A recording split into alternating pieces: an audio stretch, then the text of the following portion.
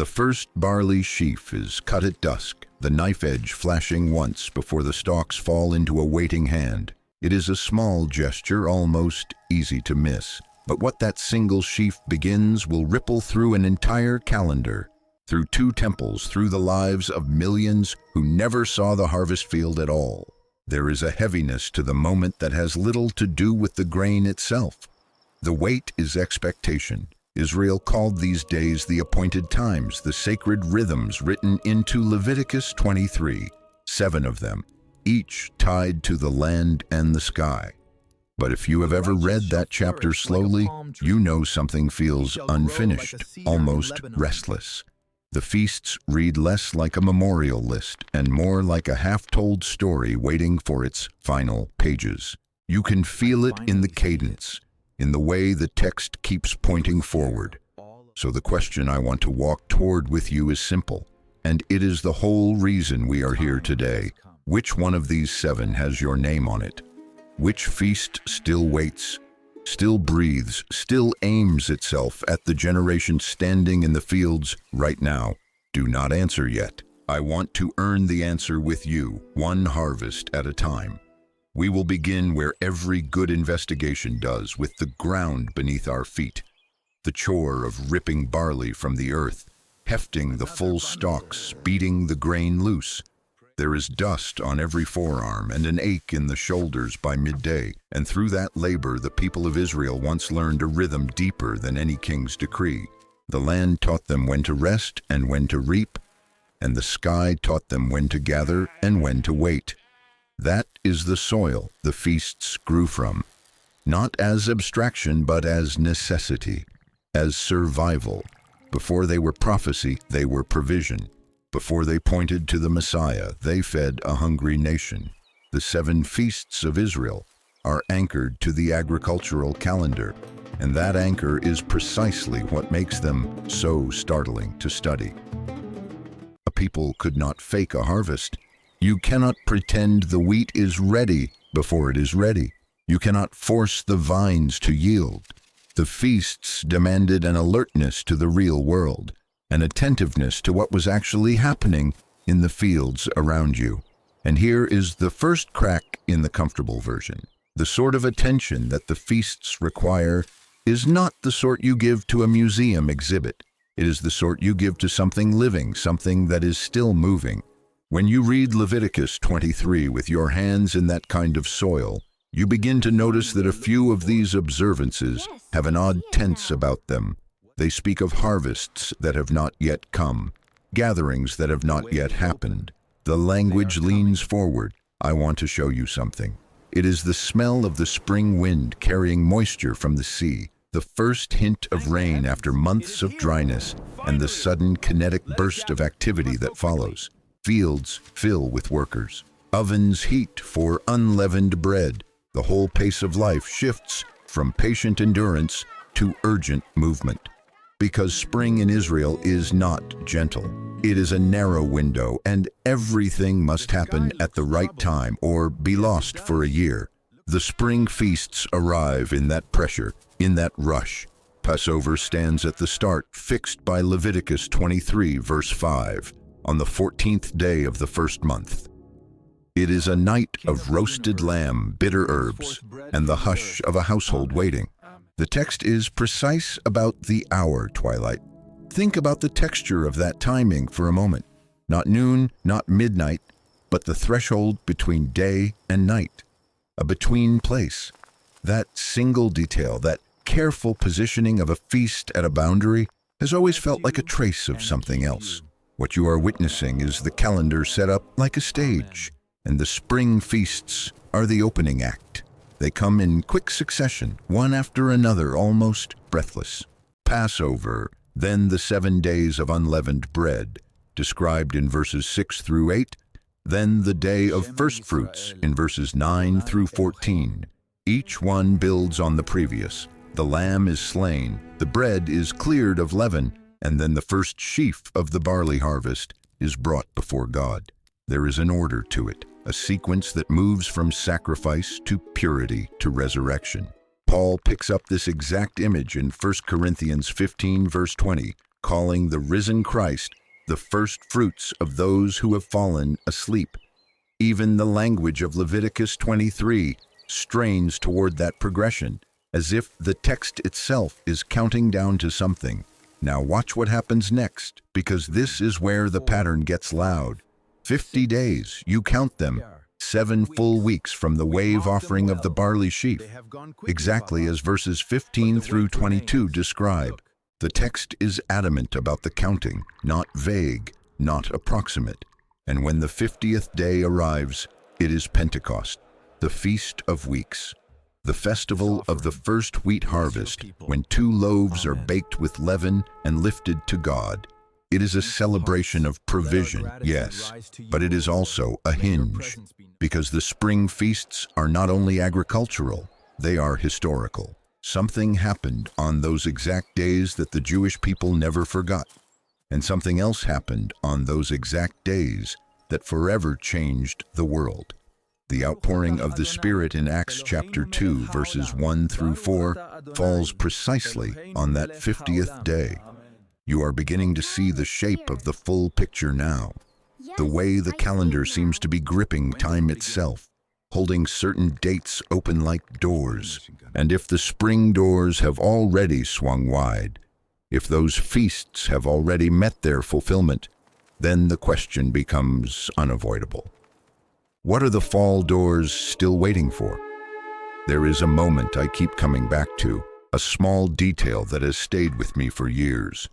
The high priest's hand trembled when he lifted the hammer above the brass ring of the great bronze laver, that massive basin where the priests washed before approaching the altar. The moment matters only if you understand how everything in the temple, how everything in this entire calendar is built on the need for cleansing first. That image, the trembling hand, the cold water, it stays with you. If you're ready to keep tracing these sacred patterns and seeing where they lead, subscribe so you don't miss the next step of the journey. And if you felt the weight of that cleansing moment, type the word laver in the comments. I have always imagined the sound of that water in the early light, pouring from a ewer, silver and cold, splashing into the basin with a sound like an intake of breath. The priest would wash his hands, then his feet, the water running over the stone floor and disappearing into a drain beneath. And only then, clean and ready, could he move toward the altar. Every single day began this way. This daily rhythm, this unglamorous repetitive ritual, is the heartbeat of the entire sacred system. But the temple calendar has a second rhythm, one that beats slower and louder. 7 times a year, the water of the laver gives way to something else entirely. The sound of a ram's horn, the shofar, tearing the quiet. Not a single note, but a series of long undulating blasts that seem to shake the dust from the rafters. The Hebrew word is teruah, a shout, a war cry, a sound of alarm and joy all at once. I want to walk with you through the rhythm of the holy days, not as a history lesson, but as an investigation, because buried in the rhythms of the Hebrew calendar, I have found a pattern that, once seen, is impossible to unsee. It is a pattern that organizes the 7 feasts of Israel into a single, coherent narrative. And more than that, it is a pattern with an ending that is very possibly already in motion. This channel exists because of people like you. Check the link in the description, in the profile, and in the pinned comment to keep walking through this pattern with us. The place to start is the spring, but not the spring of the Gregorian calendar. The biblical year begins in the month of Abib, the month of the ripe barley ears. Everything is oriented around the agricultural cycle. And in that first month, the 14th day at twilight is set apart for the Lord's Passover. Not a suggestion, a command, the blood of a lamb on the doorposts, a people spared, a hurried escape from Egypt with unleavened bread because there was no time to wait. It is striking how many of these observances are directly tied to the harvest. The text is not hiding its agricultural soul, yet the pattern I keep finding is more than just agricultural. It is historical. The feasts are a prophetic calendar, a divinely instituted timeline of redemption, and the spring feasts align with striking precision to the events of the Messiah's first coming: Passover, unleavened bread, Firstfruits, Pentecost. Look at the sequence: sacrifice, purification, resurrection, the giving of the Holy Spirit. It all happened on those very days. The morning after the Sabbath, the single shaft of barley waved before the Lord is the picture of the resurrection. Now, here is the moment for careful reflection. The seventh day, the Sabbath, is linked to the counting of days between the feasts. The 7 days of unleavened bread, the 7 weeks leading to Pentecost. 7 is woven through the whole system, and this sets up the second half of the prophetic calendar with a significance that is hard to overstate. Because if the spring feasts found their fulfillment in the first coming, the fall feasts await their fulfillment in the second. And that is where we find the feast that points most directly to your generation. The blast of the shofar marks this feast on the first day of the 7th month, as verses 23 through 25 describe: a day of shouting, a memorial of blowing of trumpets. It is the sharp sound of the harvest's final call. Then, 10 days later, the most solemn day of all, described in verses 26 through 32. The Day of Atonement, Yom Kippur. The high priest alone entering the Holy of Holies with the blood of a sacrifice for the sins of the people. And the great confession on this day is the deep longing for final atonement, not just for sin, but for the whole world. But it is the final feast that completes the cycle, described in verses 33 through 43. The Feast of Booths, or Tabernacles. Then he shall dwell in a temporary shelter under a roof of woven leaves and branches, reminding the people of the years of wandering in the wilderness. It is an annual reminder that they are pilgrims, not settlers. For 7 days, the chosen people leave their homes and live under the open sky, literally dwelling in a temporary shelter to remember how God dwelt among his people in the wilderness. It is the picture of the final ingathering, the ushering in of the age to come, when all nations will flow to Jerusalem to worship the King. You might have heard about these feasts as a list, a ritual calendar, but I want to show you that they are a map, a prophetic map of all of human history. The spring and summer feasts were fulfilled at the first coming of the Messiah, and the fall feasts await his return. So the question stands before us: which of these feasts points to your generation? We are told in Matthew 24, verse 36, that no one knows the day or the hour, not even the angels, only the Father. But we are also told in the same chapter, verses 32 and 33, to watch the fig tree. When its branch becomes tender and puts forth leaves, you know that summer is near. Acts of observation are encouraged, longed for, commanded, and the fall feasts, especially the first 2, have an interpretive key. The emphasis of the Feast of Trumpets is that it falls on the first day of the 7th month, and the exact day is determined by the sighting of the new moon. That detail, the sighting of the new moon, the day and hour known only to the Father, is a thread woven through the entire biblical narrative, and once you see it, you can never unsee it. Subscribe so you walk step by step into the fall feasts and every other prophecy we uncover together. And if that connection between the Feast of Trumpets and the words of Yeshua landed today, type appointed time in the comments, because that is exactly what a moed is, and you are beginning to see the map. This is a crucial detail. It is not a date that is set in stone on a calendar. It is a date that is known only by the sighting of the new moon. The day and the hour of this feast are therefore known only to the Father, yet the season is clearly announced, as clearly as the fig branch tells you the seasons are changing. So the question is not whether the return is near. The question is whether you are watching, whether you are living as if the ingathering is the whole point of your life.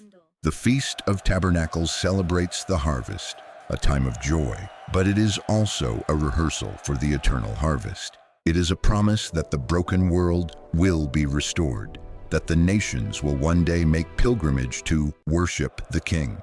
It is the feast that presupposes a global congregation. And it is in the rhythm of the fall feasts that we find a profound call to readiness. I can remember the silence that fell over the temple courts the moment the ram's horn began to sound on the Feast of Trumpets. The entire congregation pressed close, faces lifted, the smell of dust and warm stone rising around them. The shofar's note bent and wavered, a sound like the voice of the wilderness itself. And in that moment, no one moved. There was a kind of corporate listening in the air, a held breath as if the whole nation was straining to hear something not yet spoken. You could feel the anticipation in your chest. This is the context in which we must take seriously the instruction to watch, a warning that is always relevant to every generation that takes the scriptures seriously. The generation that sees the promise begin to unfold is the generation charged with the weight of expectation. We have followed the cycle from the first barley sheaf to the blast of the shofar, and it is here that the answer to our question becomes clear, always held with the caution the text itself insists on. The feast that most directly speaks to any generation that lives to see the return is the final one, the Feast of the Ingathering, the Feast of Booths. It is the only feast that is explicitly tied to all the nations, the final great harvest of souls. The commandment to live in temporary shelters is not just a memory of the wilderness, it is a declaration of faith. It says, I am not building my permanent home in the dust of this world. My home is being built by the hand of God. And this is the invitation that stands before you. The text, the harvest, the pattern, all of it converges on this. If the spring feasts were a rehearsal for the first coming, then each of us is living in the season of the fall feasts. We are in the time between the first fruits and the final harvest. The temporary nature of the booths whispers something of the life we are called to live. A life that does not hoard, does not cling to the present age, but lives with open hands and an open heart. It is a life of praise, not of worry. It is a life that understands what time it is. The shadows of the evening lengthened across the valley, and the final day of the Feast of Booths was drawing to a close. The people had lived in their fragile shelters for a week, under roofs of woven leaves and branches, with the stars winking through the gaps above them at night. They had eaten their meals in the open air, laughed and told stories around small fires, felt the chill of the night settle over the hill country of Judea. And now, on the last day, the great day of the feast, the crowds had gathered again in the temple courts. It was a scene of intense joy, but there was also a strange hush lying just beneath it. The priests were making their way toward the altar. The water from the pool of Siloam was being poured out, and the crowd was singing psalms of praise. Then, in the middle of the ceremony, a voice rang out across the court. It was the voice of a teacher from Galilee, a man who had been walking through the harvest fields teaching for months. And he did not begin with a word of greeting.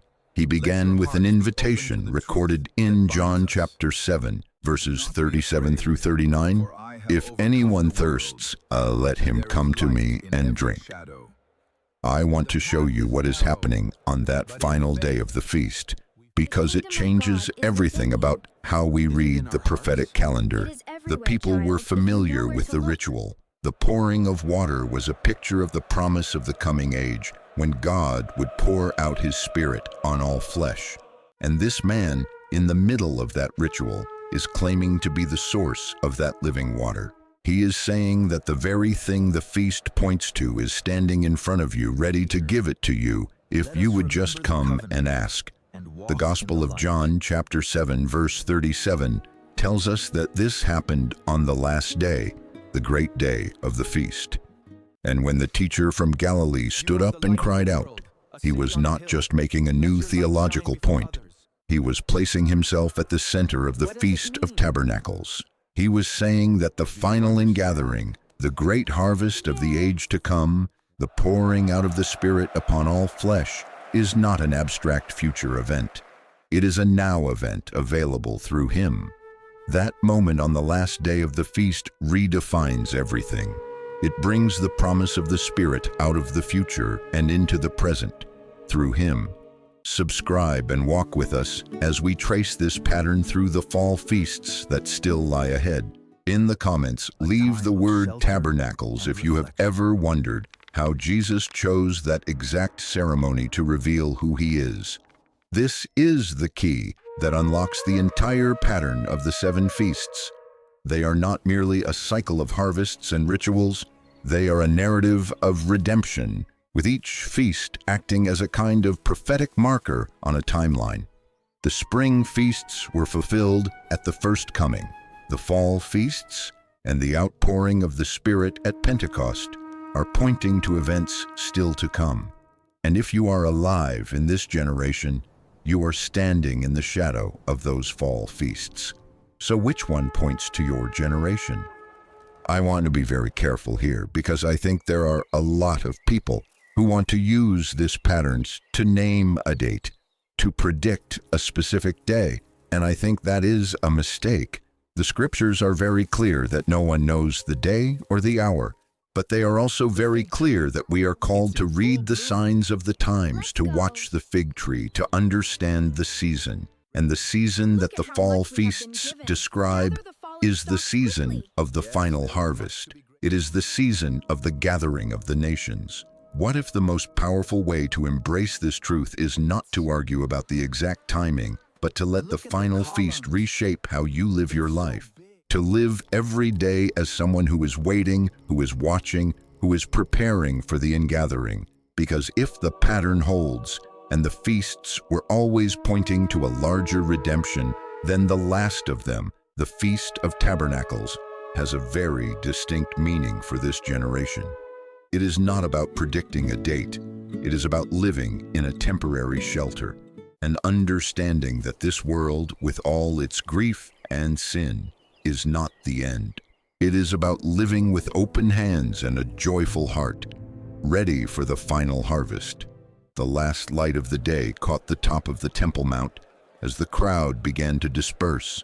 The booths that had dotted the hillside all week would soon be dismantled, their woven branches stacked and carried away. Another year of the feast was complete. The pattern, though, continues to repeat, generation after generation. And there, I believe, is the invitation. The story of the 7 feasts is not a story that has ended. It is a story that is waiting for its final chapter. The spring feasts have been fulfilled. The fall feasts remain before us, and the choice of how to live in the waiting is ours.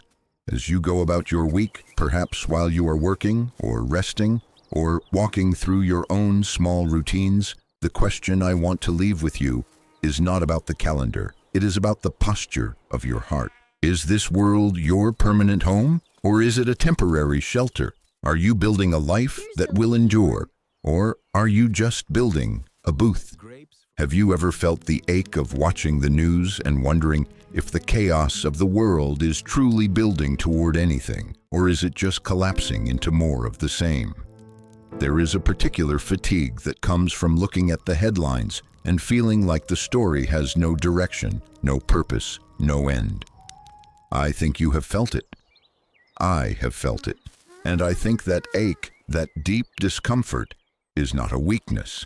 It is a hunger, a longing for the ingathering, a sign that your heart is built for a permanent home that this world cannot provide. That ache you feel when you look at the world and sense its incompleteness. That is the hunger for the ingathering. If you want to keep tracing the evidence of a story that is not finished yet, subscribe so you do not miss what comes next. In the comments, I would love to know, when you think of the fall feasts that remain, which one do you most long to see fulfilled, and why? I have spent hours in the heat of the harvest, the sun pressing down on my neck, and the labor is unrelenting. The stalks are sharp, the dust gets in your eyes, and your hands ache with the work of reaping. But there is a joy in it too, a deep satisfaction that comes when the grain is finally gathered and the fields are bare and you know the storehouses are full. That is the picture of the final feast. That is the picture of the harvest at the end of time. The question is not what you know about the feasts. The question is what the feasts know about you. And the answer, I believe, is that you are called to be a watcher. You are called to live with open hands and a heart full of expectation, ready for the final harvest. The pattern is complete, the evidence is laid out, and the invitation is open. If anyone thirsts, let him come. The water is still being poured. The final feast is still approaching, and you are standing in the shadow of its promise. If tracing this map from the first barley sheaf to the fall feasts still to come has changed how you count the days, subscribe and keep watching with us for what the calendar reveals next. And in the comments, leave the word harvest if you now see your own waiting as part of this larger story.